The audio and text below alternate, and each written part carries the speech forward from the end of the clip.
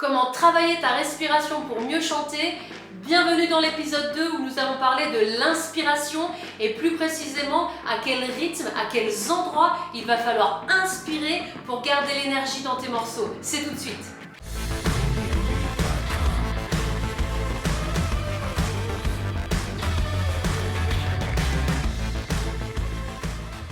Salut, moi c'est Angie, je suis professeure de chant, coach vocal et fondatrice de l'école de chant Edge Voice. Bienvenue dans l'épisode 2 où nous allons parler de l'inspiration.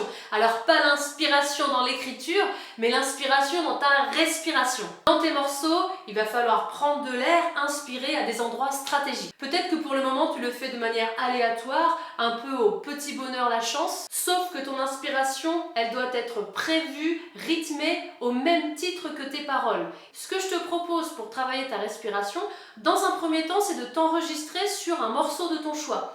Et tu t'enregistres sans te poser de questions. Lâche prise par rapport à la respiration. Le but, c'est vraiment de savoir où tu en es instinctivement. Certainement que tu ne pars pas de zéro par rapport à ta respiration. Et cette première approche va te permettre de savoir où tu en es. Ensuite, tu vas prendre ton texte, tu vas l'imprimer. Tu vas noter en réécoutant ton enregistrement tous les endroits où tu as inspiré. Tu mets une petite annotation. Une fois que ça c'est fait, tu vas faire la même chose, mais cette fois-ci en écoutant la version originale du chanteur ou de la chanteuse. Je te conseille de plutôt prendre une version live pour mieux entendre les inspirations parce que dans les versions studio, souvent elles sont coupées, on n'entend pas très bien, donc voilà, ça va te permettre vraiment de bien entendre tout ça. Et tu fais de même, tu vas noter les endroits où ce chanteur ou cette chanteuse a inspiré. Et ensuite tu compares les deux. Alors est-ce que tu respires plus? Est-ce que tu respires moins? Est-ce que tu respires aux mêmes endroits? Et ça va te permettre déjà de corriger. S'il n'y a pas beaucoup de différence, eh bien c'est tant mieux pour toi.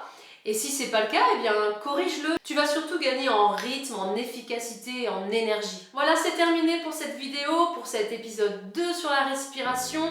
N'oublie pas que les vidéos que je te propose ne remplacent pas la présence d'un professeur de chant. Je te précise que je donne des cours par Skype ou par Zoom si jamais ça t'intéresse de travailler avec moi en ligne.